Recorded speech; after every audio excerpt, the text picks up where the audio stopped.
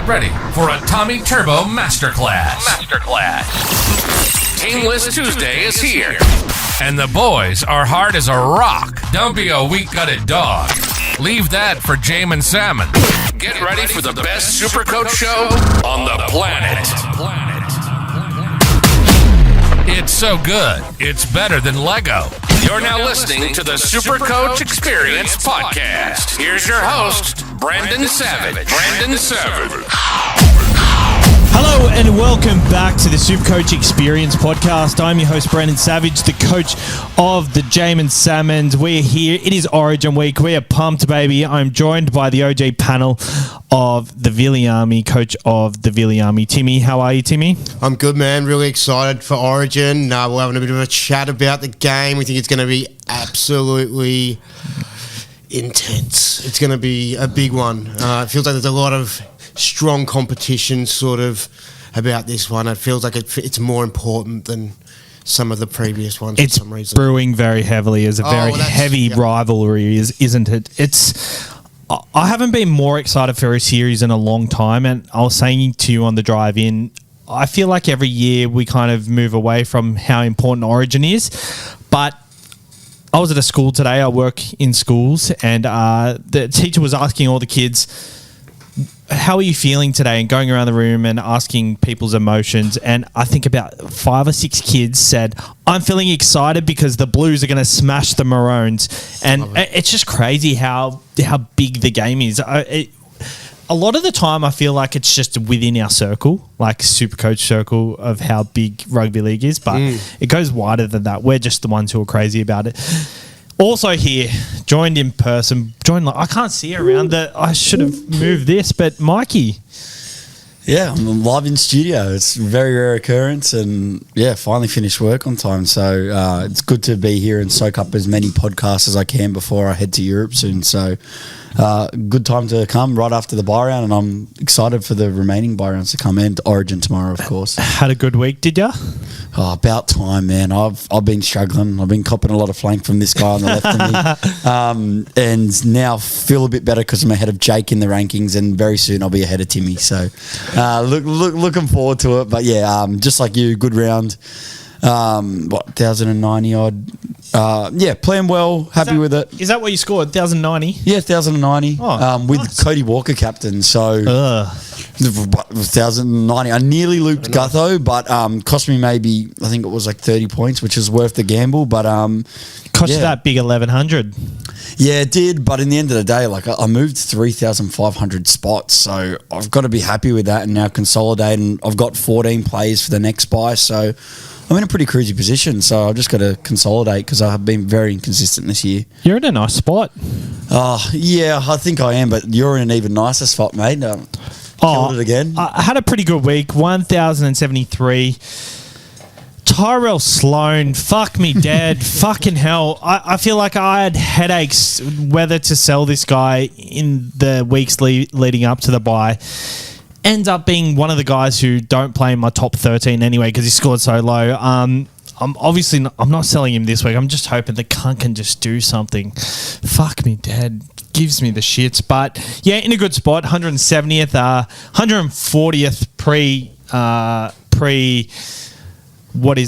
count stuff-ups with the Supercoach. That was quite nice. Hads was actually in the top 100, and then after everything readjusted, he went to 144th. So probably could be his only time in the top 100. We don't know. He's doing well. Yeah, well, the whole panel realistically is doing pretty well. So that's why, I'm sitting in 2,000, and although that's really good to me, it's not because I'm still behind the 3 of you. So it's very competitive. So when you should be happy with your ranking, you're not because you want to chase down the rest. But that's I guess why we usually perform really well because there's so much competition amongst the 6 of us. We've got a lot to get through Supercoach wise today, but a few things to touch on first. Obviously, we're not in the Picklebet studio. We're not in the damn podcast studio. We're at Bella Vista. We thought today we'd be nice and close and have a nice, just a more free-flowing podcast today. No time constraints. Throwback. Picklebet, I don't know what's going on there. That they've had a few producers pull out and they haven't been able to cater for us, which is fine. They're still intending to cater for us, so maybe we'll be there more irregularly than regularly. But we're going to be doing a lot of work at DM Podcast regardless. So there is a lot of kind of administration to get through in order to get a regular show going week to week.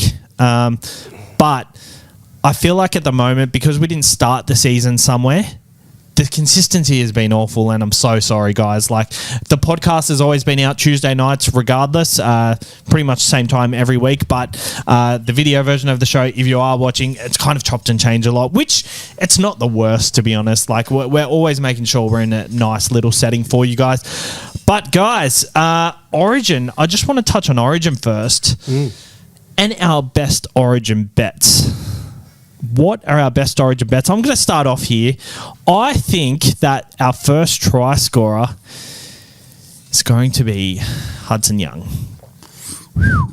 So is he going to start? Yes. Yeah. I like it. I like it. You like it? Yeah, it's not bad. Not bad at all.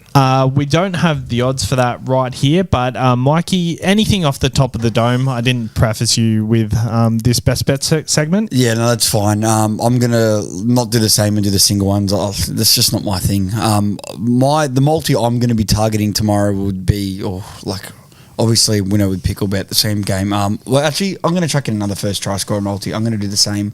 I'm going to go an interesting one. I'm just feeling David Fifita. I'm going to go in for first try scorer. I think the Blues are going to get up, but I think the Queensland are going to start well, so I'm going to go David Fifita as first try scorer. Hudson Young, $34 on Pickle Bet, and Dave Fifita, $21. So I think you get very similar odds in a lot of other places there.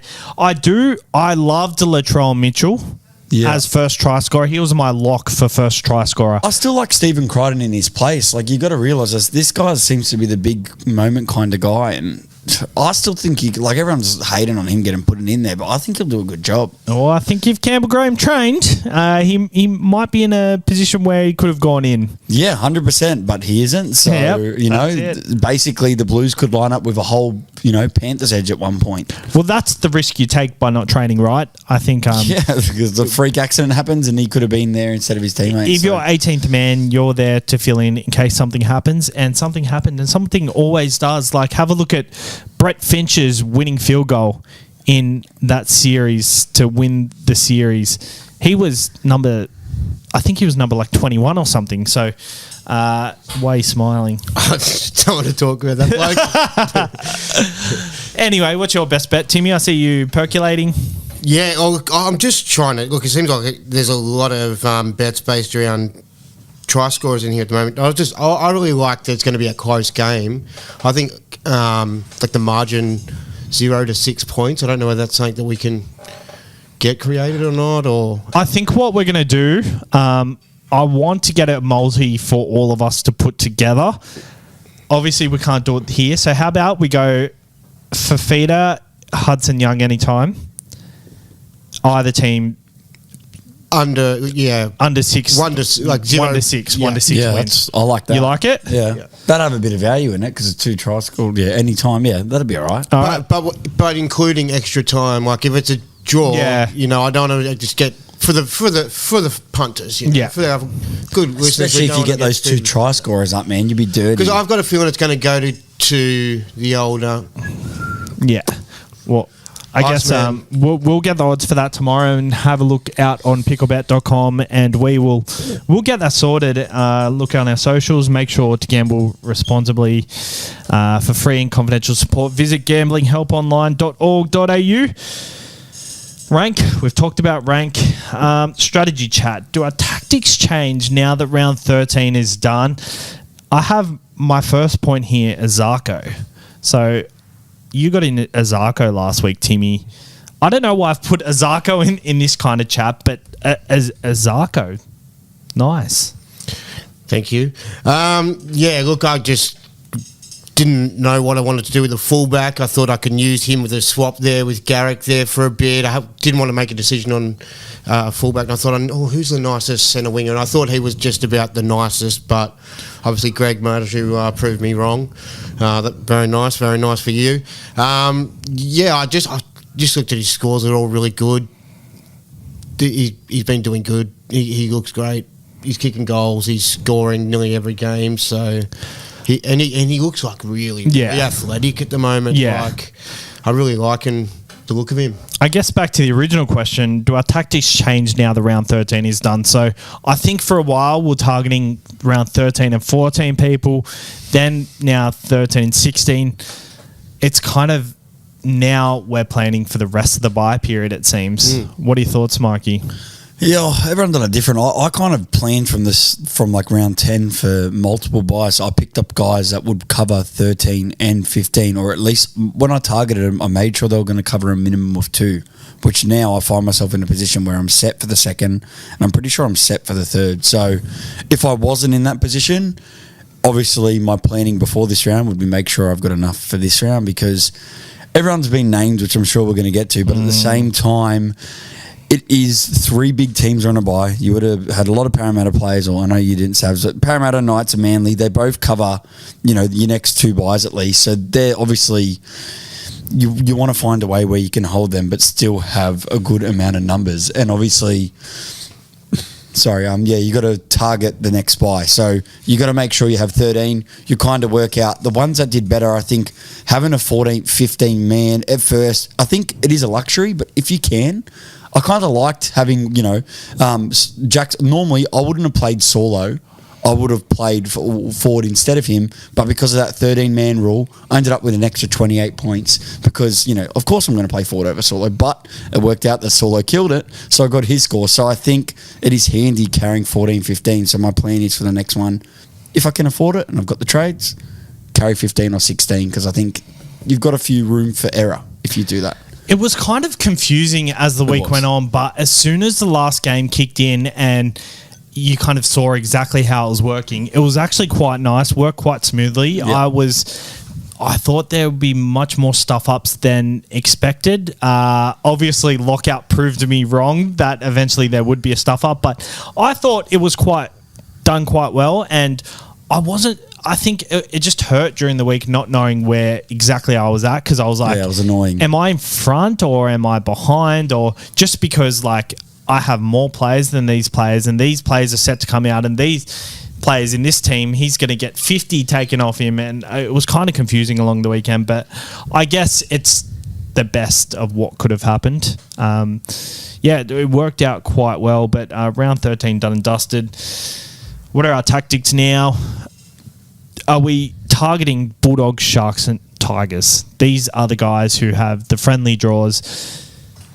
Who are we targeting? Yeah, it's funny you pointed them out. I was looking at my little grid today that I've highlighted my little colours on, so I've sort of looked at that as they're the ones that sort of cover those this week, round 19. Yeah. And also 16, 17, 19. Actually, these 3 teams have the bye in round 17. Yeah. These are effectively the Eels, Knights and Manly for round 13. So they play the rest of the buys, but they miss just that one bye after, which is pretty good because realistically, everybody's going to have a weakness in one sort of round.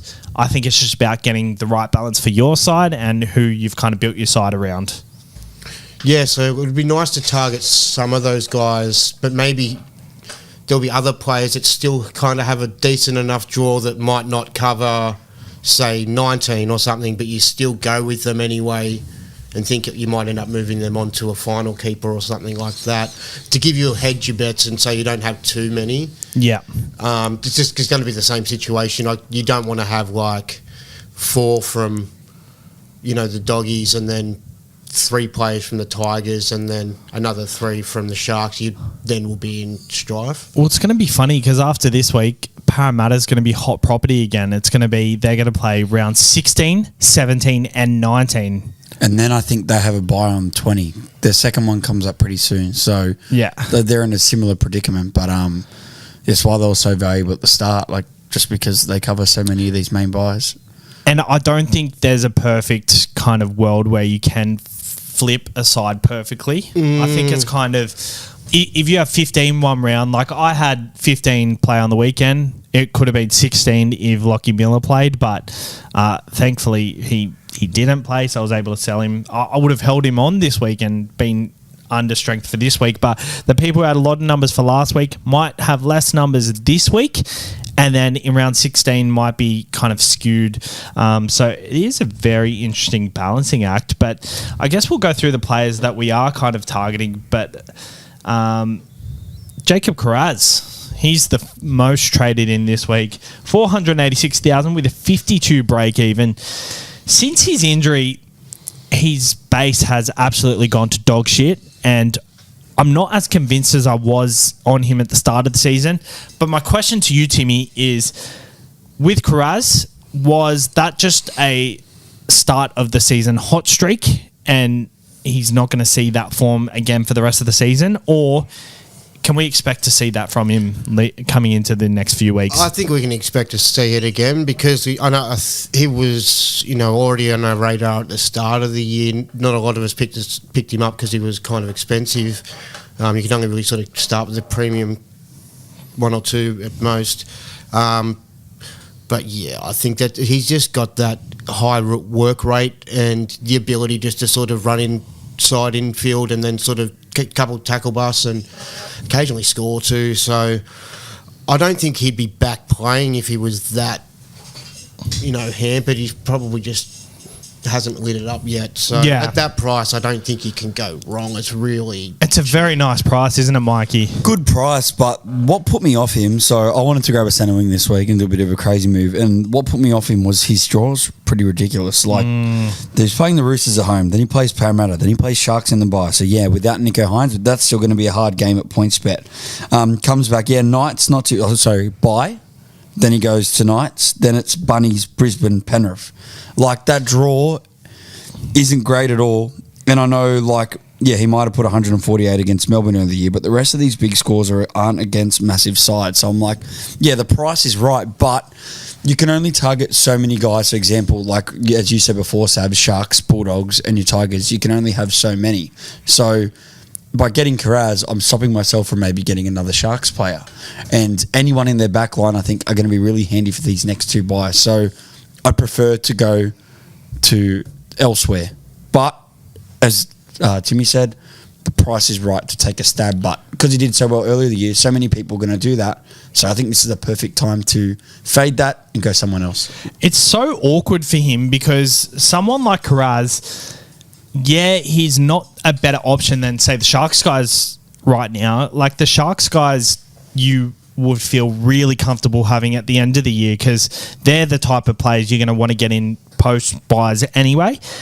But with Kiraz's draw to end the year from round 22 as the Dolphins, Newcastle, Canberra, Manly and the Gold Coast, it's a pretty good draw leading out of Origin period. So he covers the Origin period for you and he also has a good draw and you can hold him for the rest of the season. It's and pick him up at a cheap price because say he does come out and he starts, he scores just 1 or 2 tries here or there to add on top of improved base because he's getting more involved. Even in these tougher games, that sort of means he's going to be doing a lot of work out of the back. If the people just winning the other side of winning the field, I should say. In that case, I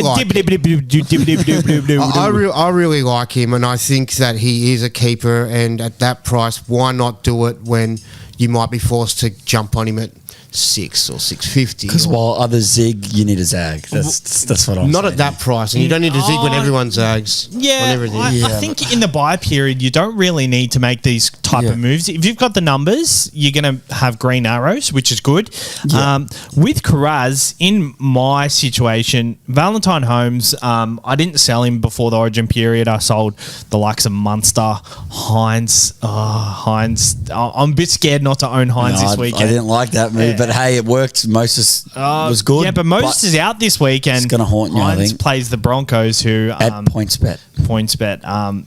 Timmy did the same thing, by the way. Who'd you sell him for? SJ. I'm so scared for you not owning. Yeah. I know you're probably loving life. You're probably like, yes, this is my leg up. Yeah, well, for Timmy, you've been pretty nice. But yeah, with Carraz, in my situation, Valentine Holmes wasn't named this week. I only didn't sell him last week because he was someone who could back up this week that, you know, I could play if I needed to, but he's not named to back up. He is in the extended squad, Yeah, but you'd say he wouldn't. Yeah. I guess if he's not... But see who they've named? They've named Kane Bradley and Semi Valemi. Or not Kane Bradley, sorry. They've named... Kyle Labart. Yeah, that's who. Him and Semi Valemi from the Raiders. So... it depends how he pulls through. It's weird that one of the two guys rested is a centre that hasn't really had any injuries, and they have a bye in round 15. So true, it does make sense. Wouldn't they, if he pulls through, I reckon he might play. Good call. Because they've got a bye the week after. He can have a break then.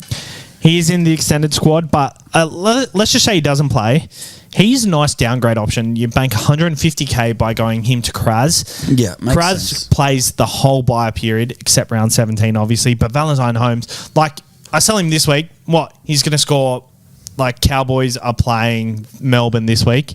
Score 50 points, maybe. Then as a buy next week, like, I think for someone like him, it doesn't really matter if he plays or not because he's kind of a sell through this period anyway. But if you're on a fun money, I can get around Carraz. Like, to me, like, with numbers, I could see myself going like an Alamotti to a Carraz, but I just want to see a little more because in one of those 50s, he scored a try. Yeah. So, like, that's when he was scoring tries at the start of the season, he was getting 80 plus. Yeah. So that's why I'm like, ugh. I think with Carraz also coming off the bye, I think people are quite hopeful he's kind of overcome that injury. Like, you expect the first few weeks to be a bit tender. It's just how he started. I think that's why it's the pedigree that he proved what he could do at the start of the year in that base. That is why he'd be highly sought after now. Otherwise, he wouldn't be this highly. He did this last year. He did this last year when he came on. He came on hot. Bang, bang. Everyone thought he was a keeper. Went cold. Kind of didn't resurge for the rest of the season, and then comes back firing this season. And I remember us talking, saying he got himself ready for NRL this year, whereas last year wasn't quite ready because he was pulled into the squad quite early. This year got himself ready, and is he actually ready? Like, I know he's a first grader. He's a gun. He's a first grader for sure, but it's just the doggies. Like, their attack, like, it's so all over the shop. And I do like now. I can't say his name. Oluwapu's in the 5'8" now. I kind of like it a bit better, but there's still so many questions there. And Matt Burton isn't far away from going back into that blue side if they got desperate on utilities. So then that would not be good for Carraz for that buy round because he'd be missing Burton. That's it. Jareem Buller is the second most traded in at 450,000 with a negative 26 break even. He was a bottom dollar cheapie a couple of weeks ago, but God, he's been impressive.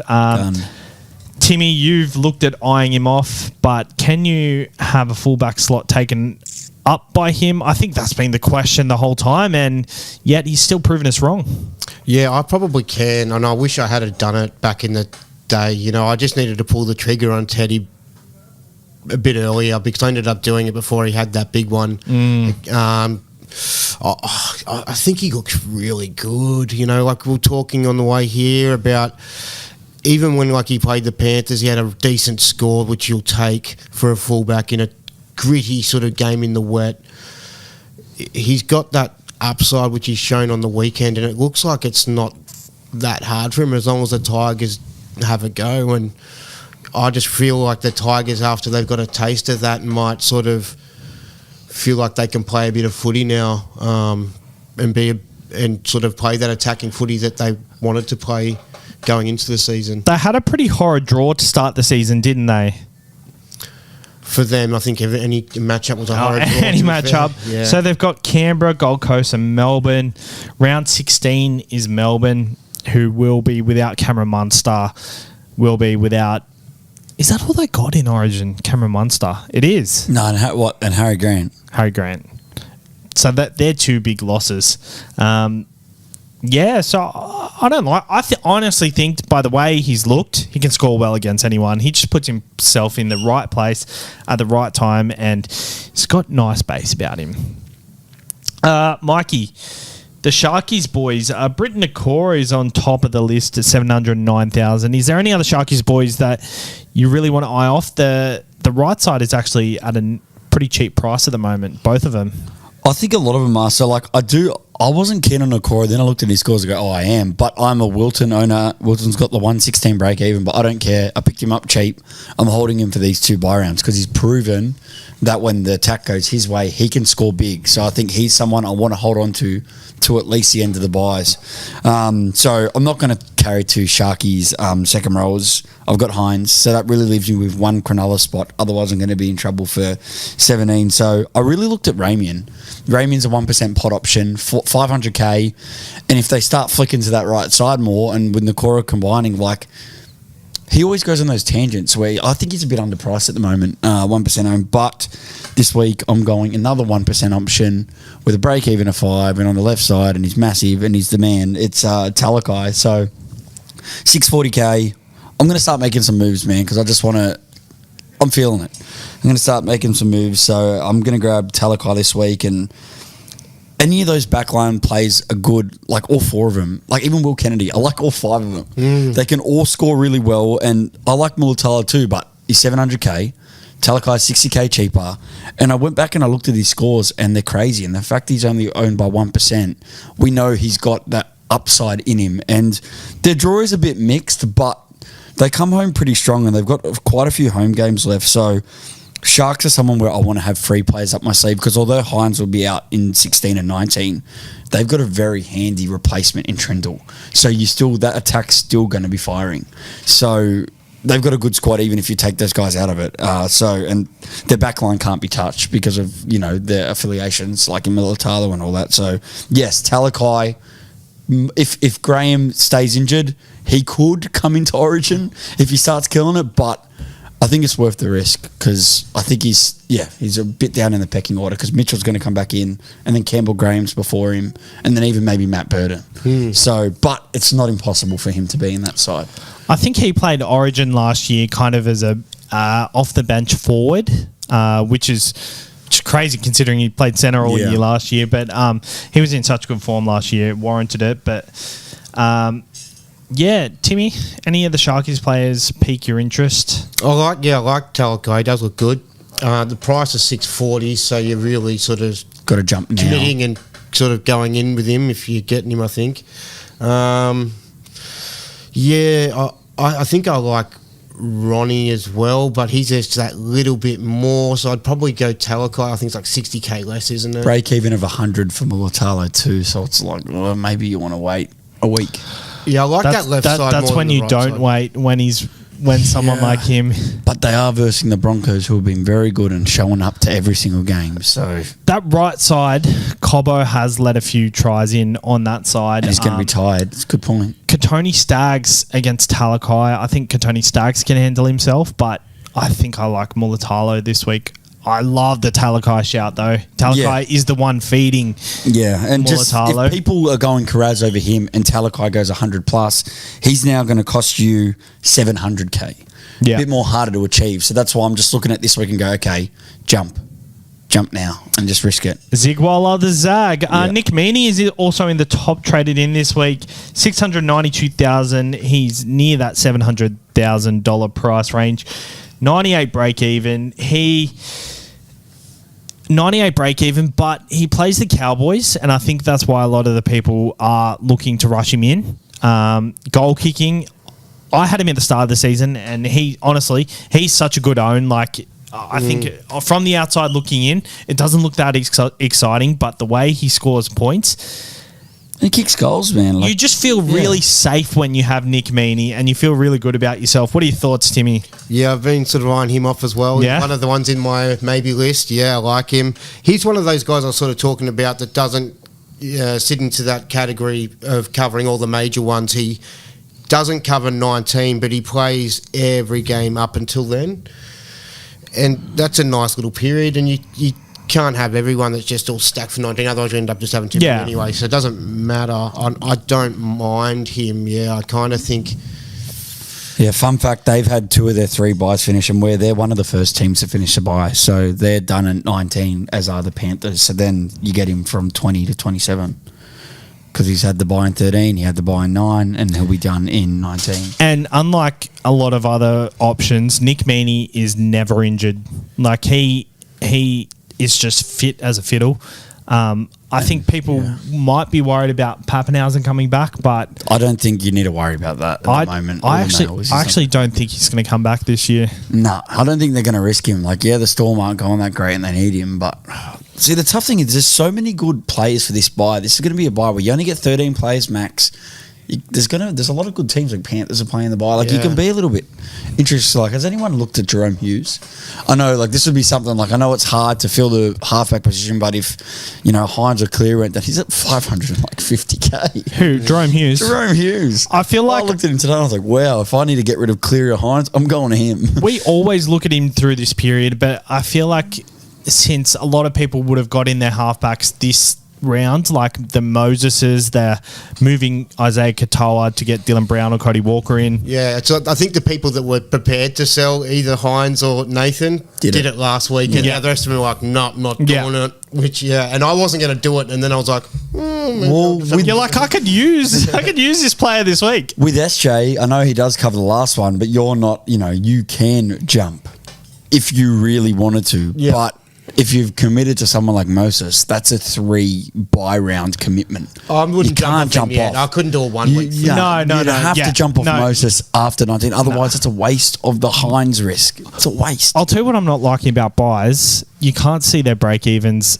when they've got the buy. Oh, yeah, that's been really pissing me off because you're trying to plan ahead. Yeah, and you can't. I feel like that was never a thing. Like, it wasn't. It wasn't. And it was up until last week. Yeah, it's just obviously it doesn't go to your projected total and it projects are going to get 0, which is obvious. Yeah. But we want to see their break even still. It's important when wanting to make trades. Exactly. You want to know what they're going to be next week. Like, especially, people will be selling Parramatta players this week to try and field some numbers. Like yourself, you're considering selling Sivo. Yes, he's a possibility. I'd like to hold him if I can make that work. But like myself, I'm not looking at selling Moses at all. But like he's just come off 130 and 95. Be nice to see his break even. Yeah, well, it's a good talking point while we're on it. Savs, I ask you, is it okay to sell buy players this round? Like, would you be who are playing 16? Yeah. Would you sell them at all? If you look at your numbers, like I think some... Because we're both doing it by the sounds of things. If you do Sivo, you are, and I'm doing it. Yeah, but that's because I think I want to offload at least one of that big block of... Because it's also, in your case and my case, it's going to help you for this round too, which I think you've got to look ahead. But Sabs, what do you reckon? I think it's fine. For myself, it'd be stupid if I did it because I only have 8 for round 16 at the moment. What would you have to have minimum, you reckon, to do that? Sorry? How many players would you have to have minimum to do Probably that? 9. 10, 11.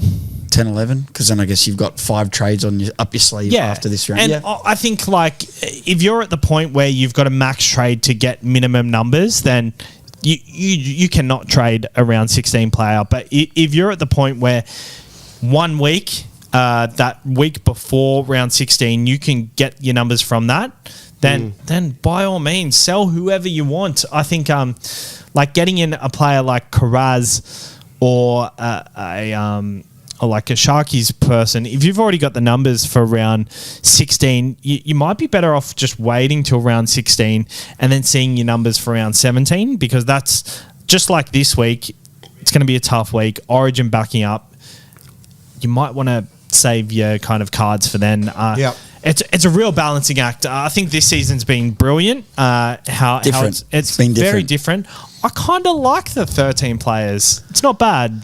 It's good because this is our favourite time of the year. But the thing that sucks is with the planning I'm doing right now, I'd be able to field 17 for this next one. Yeah, probably the last one. So it kind of restricts the extra planning, but you still do get the benefit of, which we're starting to see now. The benefit of it is having the extra few plays if you can. Yeah, I don't think it's a must, but it worked well for you.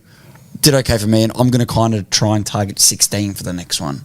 Just it gives you a bit of a fail safe if someone goes out and gets a HIA. And like you can do it. You already have a good amount of numbers for 19 as well, so it's not that stupid aiming that high, especially if the Yeah. players you're trading in are players you actually want for the rest of the season. It's the key. The thing is that people are forgetting is we're used to having 4 players playing on a bye round. You actually have 5 now because of the 17th teams. That threw me all weekend. I was so confused by that. Because there's 5, you've got to think of it. That means that instead, usually where normally only, a lot of teams would play only the 1, there is only a few that are only playing 1, where there is only 1 playing 3, but there are a lot playing 2. So the key and the main strategy I've done is get a player that is playing 2, unless they're a cheapie. I've really only been spending my money on one that play 2, and that is now why I can flip numbers for the next 2. And I think moving forward, we've just mentioned the 3 teams that are covering 2, and then have a look. And if you brought in Raiders players for the last one, like, the Horse and all that, the Raiders and the Warriors and the Bunnies all play 19 as well. So you've got to do your numbers around that and hold certain Bro, players. how tricky is it to navigate though? Like, I'm loving it. This is. I feel like this is where we love the buy round. Yeah, and I feel like it's so good. It's math. It's like chess. And right now, because my head's over it, I'm enjoying it. But you have to think ahead. Yeah. Otherwise, you're gonna lose.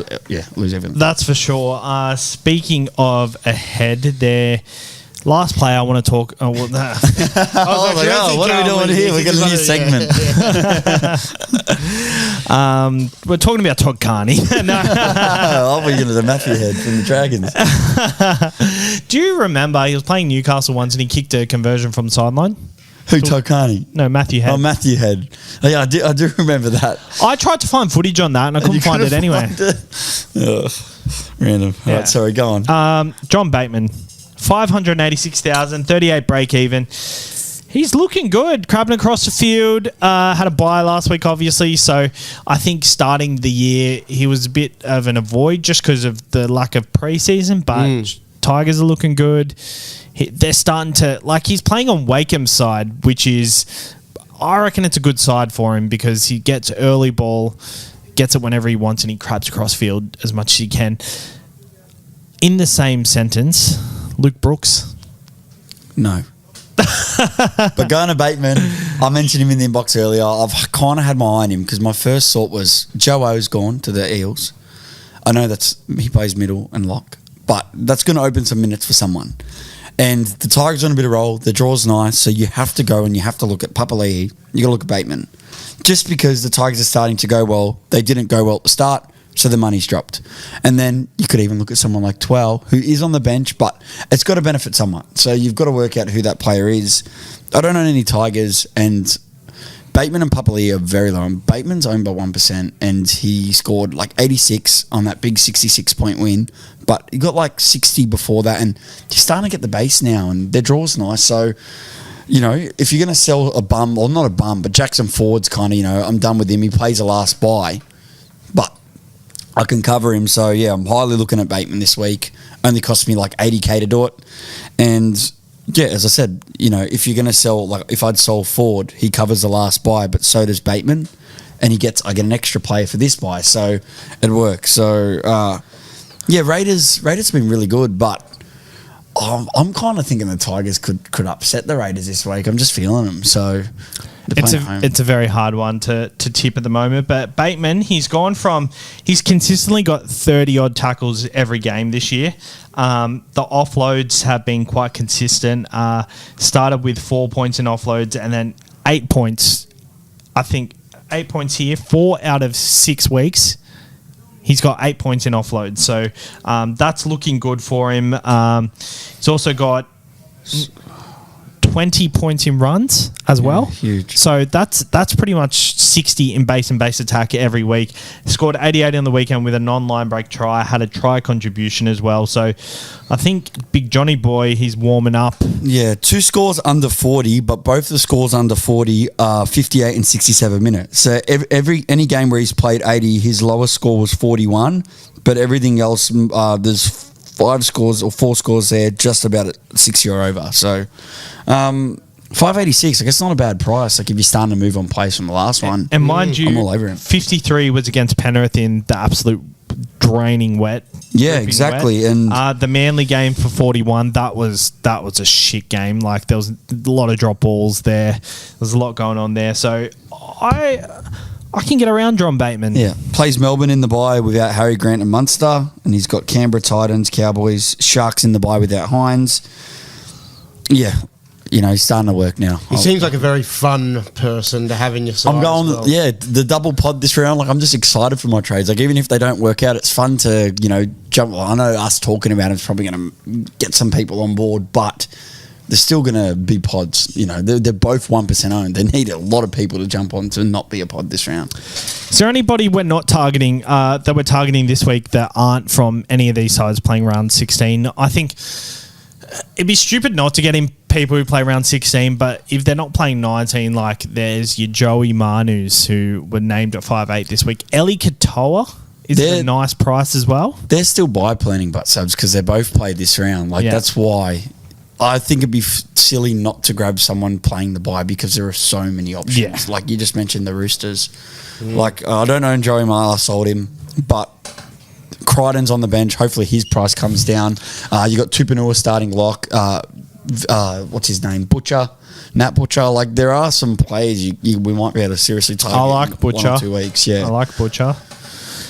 But I don't know what's going on with that back row. Like they seem to be choosing different players every single week, so I don't like it.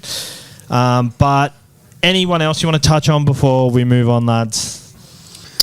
Yeah, I'm really thinking about Stafford Toa.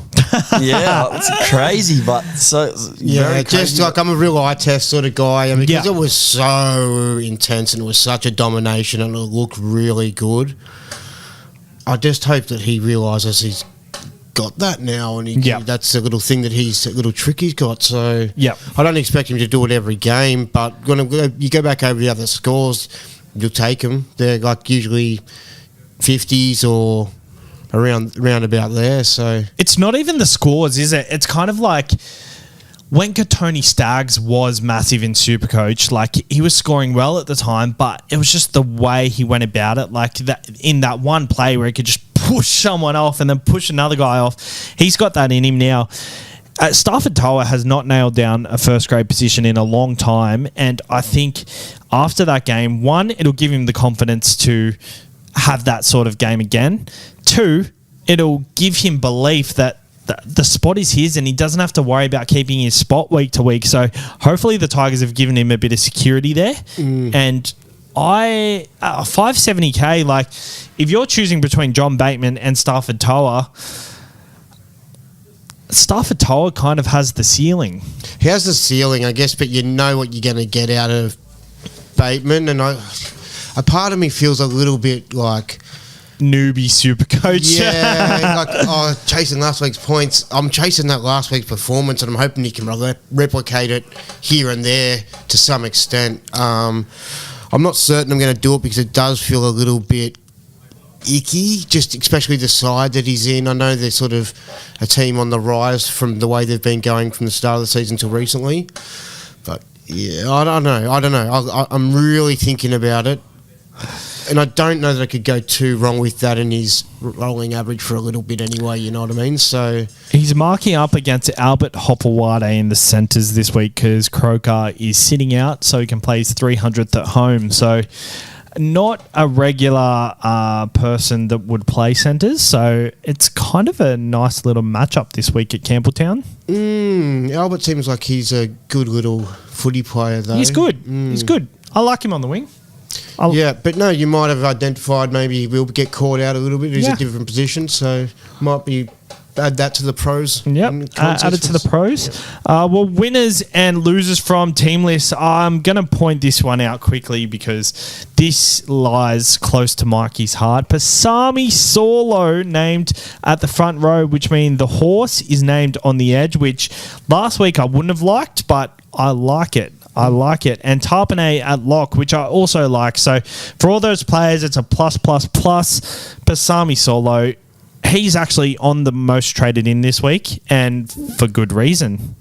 Oh, I wouldn't do it, but I've been bagging the bum out, and I was saying, I've got 14 for last week, but it doesn't really count because I got Saulo. When he comes out and puts on a masterclass. And basically, I thought for sure he was going to be my lowest scoring player. And 68. Like, he was at 300K earlier in the season because when Papali was a bit, Papali'i was a bit delayed to start, he was starting at prop and scoring well to make some money. So he's starting to prove himself, and he might demand a bit more minutes. And while Whitehead's out, I think it's handy. But I think when Whitehead's out, he'll lose his minutes and stuff. So, but as a person that has him now, perfect. And he's probably a play this week because he could get similar minutes. Are the best two props in the game Sami Solo and Widemu Greg?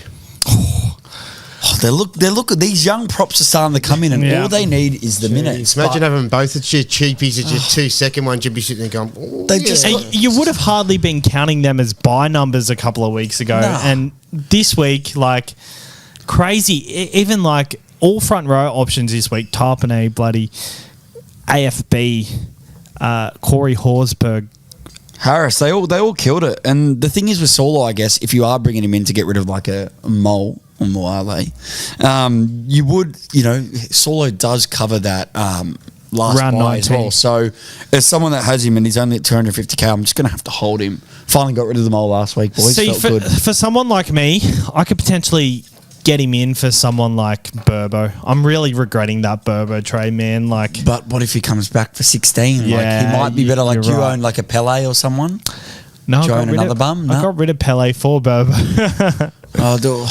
Murdoch Masilla, but Murdoch Masilla's turned a corner in the last few weeks, but he's named on the bench again. So he's a jewel. Yeah, the Solo is a jewel. So handy if you got like a Tohu Harris or a Tino.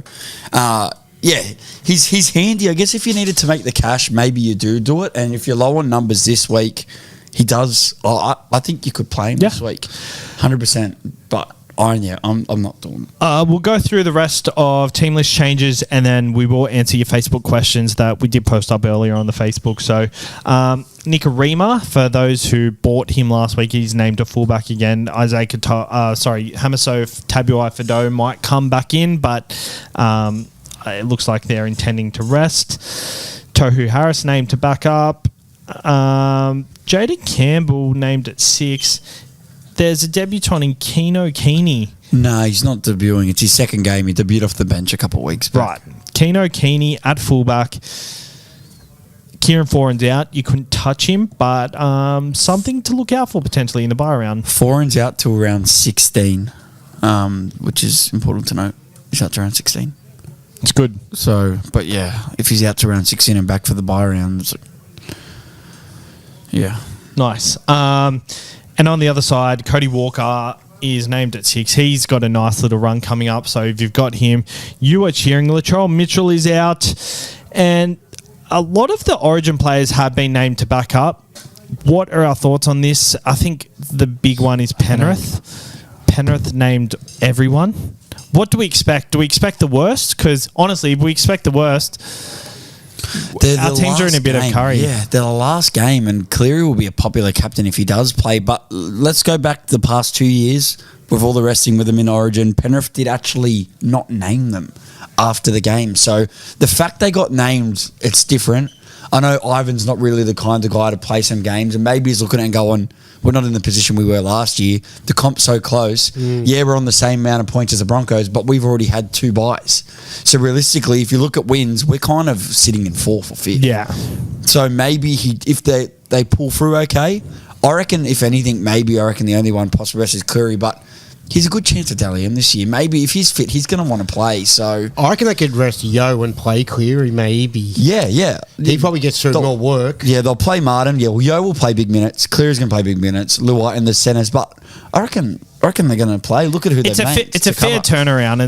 It's 5 days, and I think if New South Wales lose, Cleary as a captain choice, he looks good against the Dragons. But if they win, I mean, it probably not. If they win, I don't know if backing up or not backing up kind of helps or it doesn't help, but the captain choice I'd probably put out the door. But I don't know. But it's the Dragons and he's playing at home. Like, I've got it on him right now. Like, it's just going to be hard not to, but then it could leave you in a bit of trouble because, it's free loop. Yeah.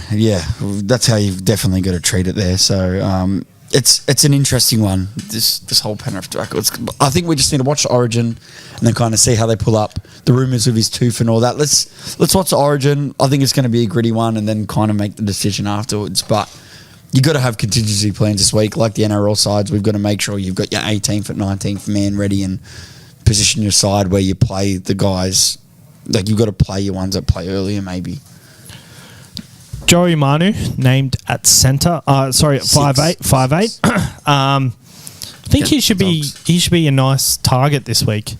I like him. Didn't you, Timmy? Did you hold, Mikey? No, I sold, but I sold. The move I sold to was fine. I'm pretty sure. Can't remember who I sold to. I sold to Johnston maybe. Yeah, fair. But who's been pretty good. So I didn't, but. Looking at it now, he'd be very handy for that next buy and playing 5-8 against the Bulldogs. Yeah. Scary. But, I'm willing to watch again, and I've got plays there to flip. I could potentially bring him back. And I sold him knowing that, hey, I might want him back because if they keep losing games, Sam Walker's going to come back, and when he goes back to centre, maybe I'm okay not owning him. Do any of us like Suoli'i at the same price as Karaz? No. I prefer Karaz for sure. So many rumours. Are you hearing all these rumours that he's going to leave early? Like, yeah, I heard this rumour that like maybe next week was going to be his last week or something. They do keep saying that, but like, what if it actually does happen? Like, that's thought's always going to linger in the back of my mind. So it'd be a waste of. It just reminds me of something I've been through in the past where I heard a rumour and everyone else jumped on and he killed it for the rest of the season. I just don't want to be stuck in that situation, but. He's just been shit this year, hasn't he? Like, Supercoach wise. A lot of the Roosters have been, man. They've been disappointing. Jake Turpin named to start. Might be the change they need. It's tough. I do think they're going to get better. Cheese is out for a while. Cheese is out for a while, so he's a cheapy hooker option. How much is he? Like 300K. Little's probably gone up to... Oh, he looks better, I reckon. I'm assuming Hutcho is going to be... Turpin, 230. Hutcho's on the bench, right? 230 is a different story. 230K. He's had 3 games over 50 minutes. 51 minutes for 25 points, 53 minutes for 25 points, and 63 minutes for 43 points. See, he's never been much of a goer. And with another Tony Luke by the sounds of it, doesn't it? Yeah, Hutcho's there on the bench. But he's actually getting the minutes. Yeah, it's a bit different. He's going to be starting to get the minutes if the Roosters approve. He's underpriced, but I think they're... I don't know. You can wait on... Hookers are a wasteland, but there are... Like, now that Cook has been in for... There's quite a few hooking options that I like. I'm not a fan of Cook as a Supercoach option this year. Like, I got him in quite early. I've been very disappointed. Yeah. Like... I don't think he's been as... He could have had a much bigger game. Yeah. He could. And I still think... To respond. He's got that bigger game to come. And even if he's not going too good, he's still getting your 48. So I'll take that in a dummy half position for now. And then look at it later. Oh, selling Harry. For me, I sold Harry. So, I mean... Yeah, so did I. But now that money that I made from that enabled me to do the moves this week. So... Yeah. And if he's going to not go back into Origin, which by the sounds of it, they got young Blake Brayley in there to... Yeah, but I feel like that was because of the buy. Hey, let's talk about that. So, yeah, quickly, I think you want to hold on to Cook, obviously, for that round 19. If you got him now, you got to hold on. Blake Brayley was one person I did walk past last week. As we finished the show last week... Me and Timmy walked past the whole Origin side. That's mad. It was so good. Like, I was walking out of the studio and Hads and Timmy were at the pub having a beer, so I was walking towards them getting a beer. And Brad Fittler walked past me and I was like, what the fuck? That's Freddie. And I was seriously sprinting to Timmy and Hads to tell them. I just walked past Freddie. But as I do that, there is Timmy talking to Cameron Murray and Hudson Young, bloody chewing their ears off because he's had 3 beers or something like that. And were they nice? He's nice. They were legends. They were absolute legends. And in that group, Stefano Utokumanu walked past. There was like Mary McGregor. There was Tyson Frizzell. Blake Brayley was part of that. Nico Hines, kind of very discreet, put his head down and walked past. And then, like, they walked past as a group and we're like, oh, some of them must be staying here. And then James Tedesco and Tom Trebojevic walked past. And I sprint. Got Tommy in for a photo. He was on. Honestly, like they say, don't meet your heroes, and I expected him to be a snub, but he was actually really nice and exactly what everybody told him he was. Funny story. I went for the photo with Tommy. Did you tell him about your swish?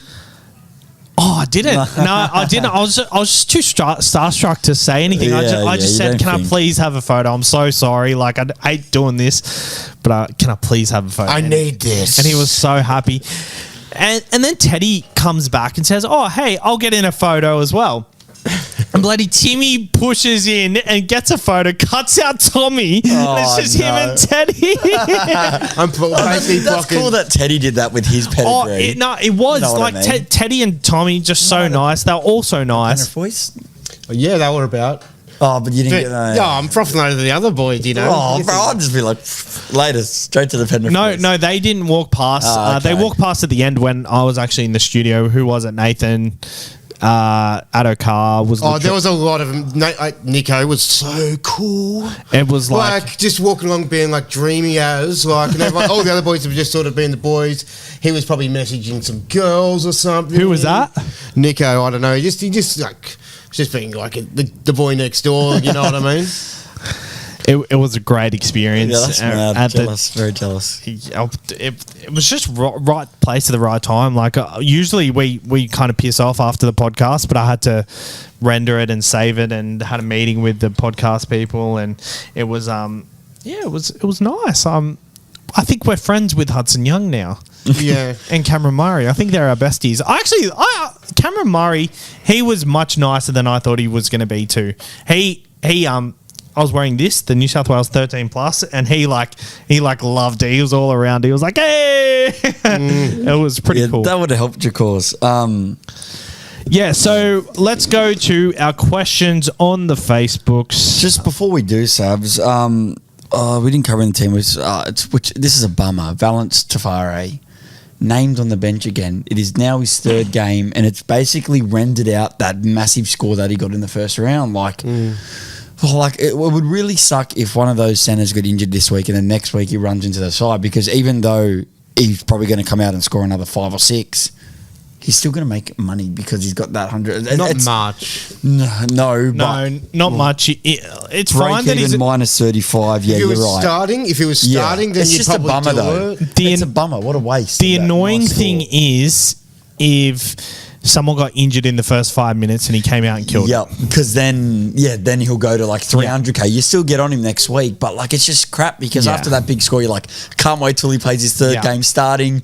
Bang, plays the last bye. Well, it could be enough, but he could also be an AE nightmare if he's going to continue to maintain that role. Yeah, and he kind of looked okay in that little back part where he just had 2 runs. I had him for last try scorer. I thought he was going to play probably 10 minutes, but even in 5 minutes, I'm like, I'm on here. The fact that they chucked Cody into fullback and they didn't chuck Osako, like I was very shocked that last week he didn't. And if they did that, then you might jump on thinking that he could do that for you in 19. But I'm spewing about it. It's a bummer. I think we said last week he's kind of going to be like Greg Marju was his whole career, kind of gets in and out of sides and never gets an extended run to be an actual cheapie. Classic cult hero as well. Oh, yeah, which absolutely sucks. It's very frustrating.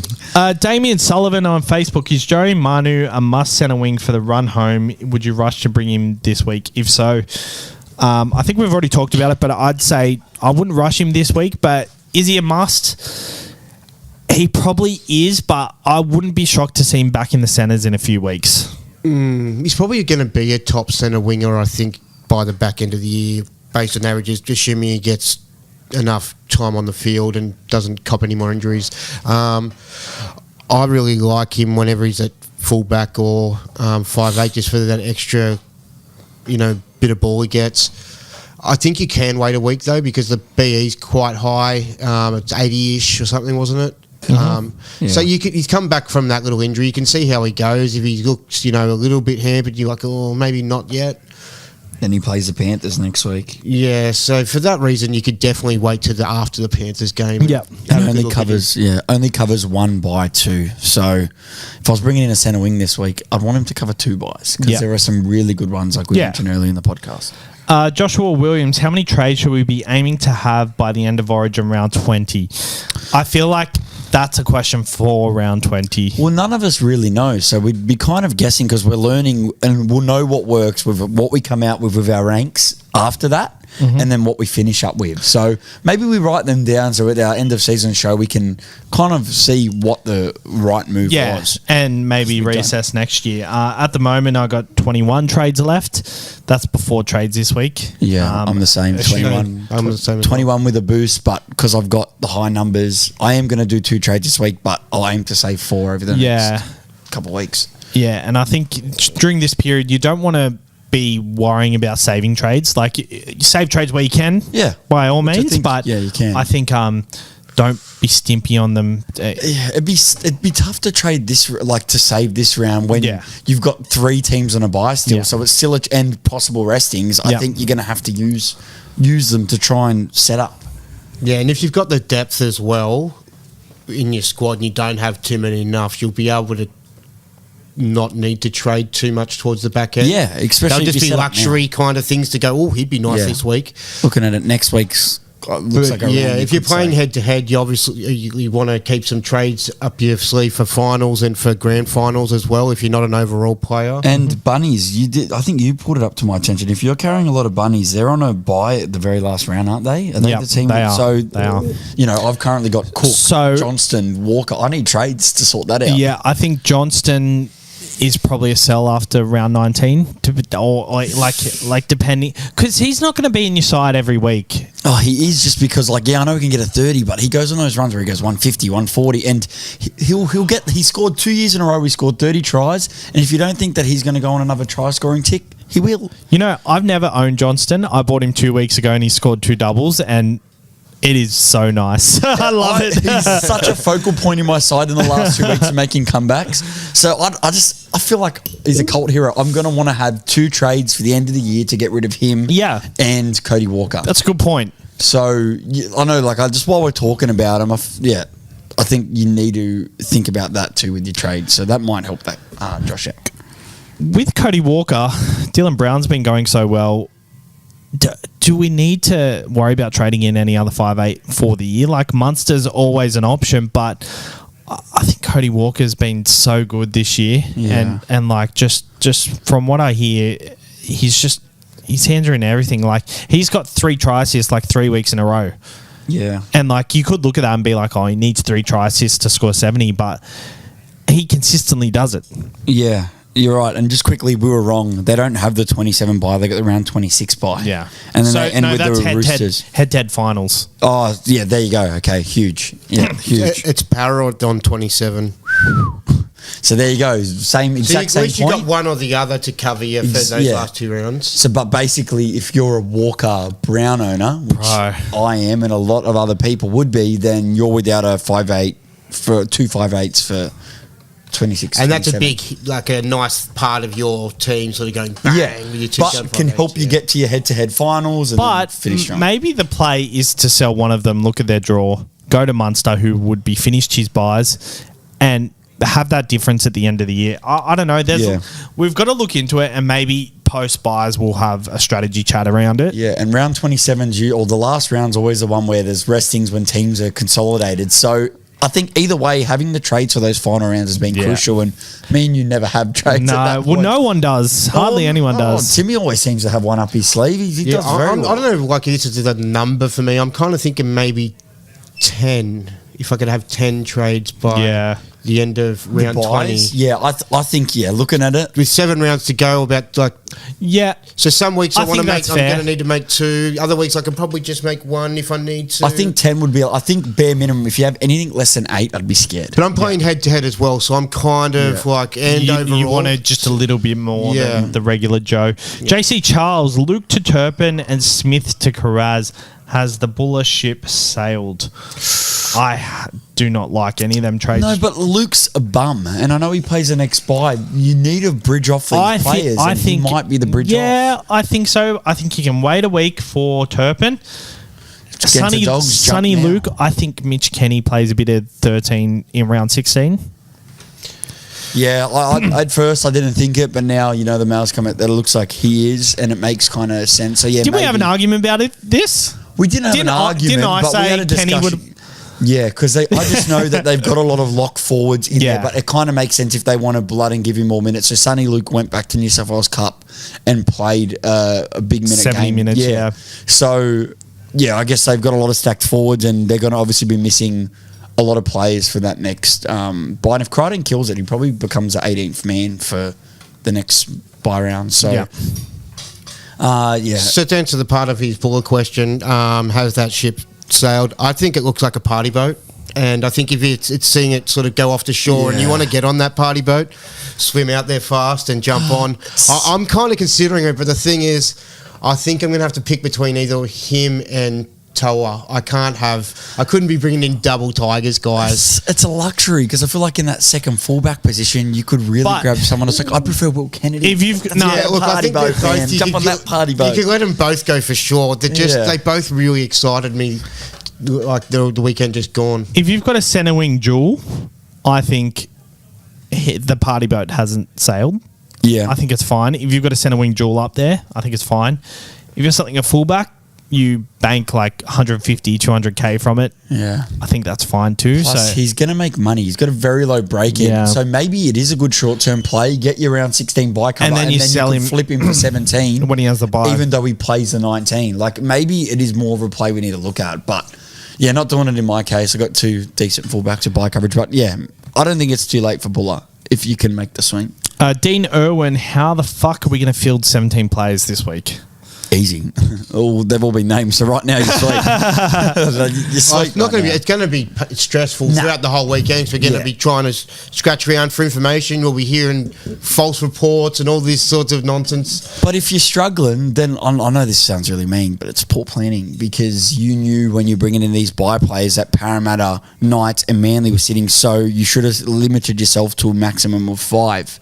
And then if you have other players not playing and are non-playing scoring players, then you shouldn't be running AEs. You need to run. But then again, not everyone puts like 20 hours of their 24-hour day into it like we do. Going, which is a good point, but.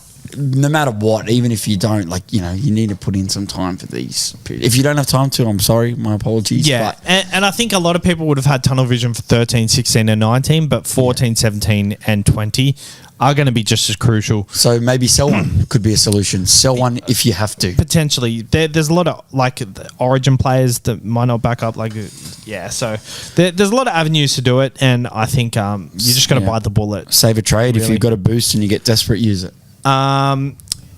Trades this week, lads. Well, I've kind of really said mine in riddle, so I'll get mine over and done with. I'm going to go I didn't say hoodoo. You might call me crazy, but yes, I am crazy. I'm going Garrick to Talakai as a short-term play. I'll get Garrick back later. The main thing is, I've got 70. I want to strengthen my side up for this week and keep on upwards roller coaster. And with that, I'm able to go forward to Bateman. So 2 1% players.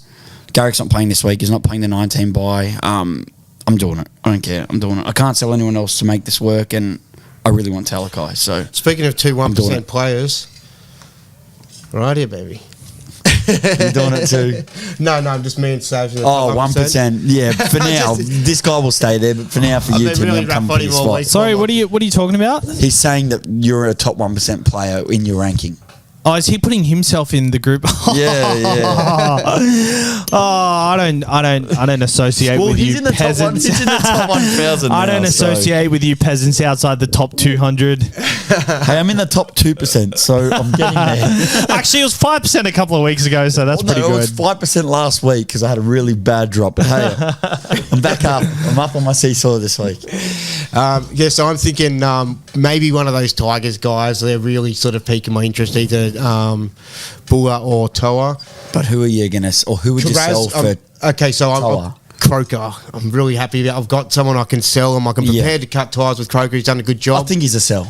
Getting through he scored okay last weekend. Could have been more. He didn't get named, did he? No, he didn't we get didn't named. mention it. He didn't get named because I want to We did because Hopwade's named at centre.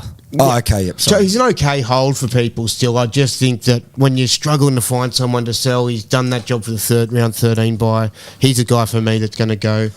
I might entertain the idea of selling Seaver. I want to kind of hold on to him for the 16-19 if I can. But he's the only one of those guys I'd consider selling. I might sell Billy Smith too, depending on how I move, how I fund things. But yeah, look, I do like Carraz. Billy Smith, round 16. Oh, there's a lot of the guys from the Sharks that I like. It's going to be a tough one. It's probably going to depend on who I can afford. But yeah, you're looking at making the 2 and getting 2 I think I'll make. players. I think I'll make 2. I'm definitely making at least 1. Still got a boost up your sleeve, don't you? No, I went boost the last 2 weeks. Ah, okay. I actually looked at mine. I went boost 3 weeks in a row. Then I didn't boost, and then I went boost. So am I the only one left with a boost in this a 6? I don't know if Jake doesn't. Is Hads still? I don't know. I think Hads might still have 1, but yeah, I've got 1. But we'll see if it works. Well, my trades, I think I might go Valentine Holmes to Carraz, potentially. And then I might go Croker to someone or... Another centre wing. Sorry? Another centre wing. Yeah, or I could go Isaiah Katoa to Eli Katoa, which I kind of like. With the Schuster switch. It just really depends because I'm a bit... I don't know who I want this week. I don't have enough for like Mulatalo or Talakai. I can get Sione Katoa or Ramian. Sometimes it's best to wait a week on that because then you end up locking up that position. You send away with the guy you don't really want as much. Exactly. Now you got to kind of hold But you've got to grab 2, don't you? Because of your numbers, you've got to grab 2. I've got to get 2, and I'm thinking Eli Katoa. I just like the look of him at the moment. Price has gone down from his potential, and he's starting to score tries. I don't mind the Eli Katoa play, but like he's still at 500k, so maybe I just wait and make sure he actually plays this week because he did go off with an injury last week, but he has had the week off. And see if you can pull out one of those AFB. Just try and chat. Yeah. I'll go out to breakfast on Saturday, and because that's where I made my decision. I was out at breakfast with my daughter. She was playing in the playground, and I was just looking, and AFB just stood out to me. Something in the orange juice there, you're saying? Yeah, or the coffee. The coffee is pretty good at the place I go to, so maybe have coffee Saturday morning, suss it out. Best bets, we've gone through our Origin ones, which is Hudson Young, Fafita anytime, and either side 1 to 6. For the week, let's just go a simple best bet. Last week, we had a shit go. Pretty sure Had's best bet was Parramatta 13+. I had Penasini anytime. He had Simonson anytime.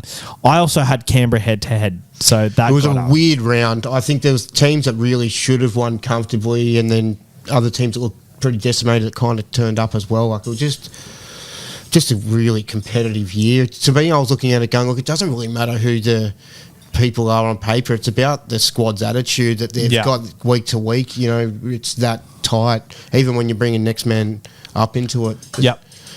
Yeah, it's good stuff. That's it. So I guess... we've already done Origin bets, so let's leave it there. All right, guys, thanks for tuning in. We will be back at either DM Podcast next week or Picklebet. I assume Picklebet at this stage, but who knows? It's been 3 weeks in a row. Hopefully we can sort something out there. But did we cover captains, or you mentioned... We did not. Good. Just sorry, I'm very routine. We missed the captain, sorry, so we'll just quickly slip it in there. Maybe this is a week where we don't see Hines as the most captained option, but I actually like him as a captain option this week. Yeah, I like Cleary if he plays. It's very risky. I like the VC on Walker, but I'm also kind of maybe being a bit crazy and looking at Talakai if Cleary did get pulled out. I've got Tedesco at the moment. Against the bull. Yeah, I like that. And if I had Manu, I kind of like Manu as the captain option. So do I. I really do too. With going the 1% pod plays, I think maybe I want to play it safe with the captain. I do kind of like Cody Walker too. So Against the Titans, I like that too. Yeah, I've got the VC on him because he plays pretty early, and this week is a good week. Latrell. Yeah, which was last week, and they did get beat. So if they do win, I think he'll carry a lot on his back. I like it. Cleary stands out for me. If he plays. Me too. I feel like he'll get whatever he needs to get done in 50 minutes if they pull him off and they're killing it. Let's be honest, the big ceiling games have never kind of been in this middle origin period. So I think you got to be happy with that 80-90. Yeah, and if Cleary kills... so if you're going to go with Cleary with captain playing the last game, make sure you really pick the VC smartly. So if your VC goes 80 plus and Cleary does get dropped out, you can just loop it because you're going to be missing quite a few plays still, I assume. You can't afford to cop an auto emergency. Yeah, so you might get Tyrell Sloan. Oh, thank God I don't have to deal with that, and Saulo's not a bum at the moment, so I'm happy. All right. Thanks, guys. Yeah, I've got Cleary. I've got Tedesco, sorry. Thinking Cleary. I'm thinking Cleary, For feeder, if... I don't know if he gets against the Bunnies, might get rested. It's an awkward little week. It's an awkward week, isn't it? I think the armband's very tough. Maybe the play this week is to buy Will Kennedy and captain him this week. Oh yeah, like if you're confident picking someone that you think's going to score well that isn't playing Origin, I think that's a play. But that's maybe why I should captain Cody Walker. That's why I think I just want something on him because he's not affected by that. But at the same time, Bunnies haven't had a break yet, so you've also got to maybe do your look at that. They haven't had a bye. Is that going to affect them? But I think week to week, like that, their training sessions, like they'll get to rest training sessions. They've lost 2 on the trot as well, so they huge pride themselves on coming out and not letting. I hate to be a non-Johnston owner, non-Walker owner. Yeah, just most weeks it's hard not to own Johnston because he can just score like 4 on any given day. I like him as a VC. Who Cody. I've got my VC on him and he'll have something. I think Cody Cleary is the best thing my team can come up with this week. He is my live VC at the moment. Nice. All right, guys. Cheers for tuning in. We'll see you next week. And go the Blues. 13 plus. 13 plus.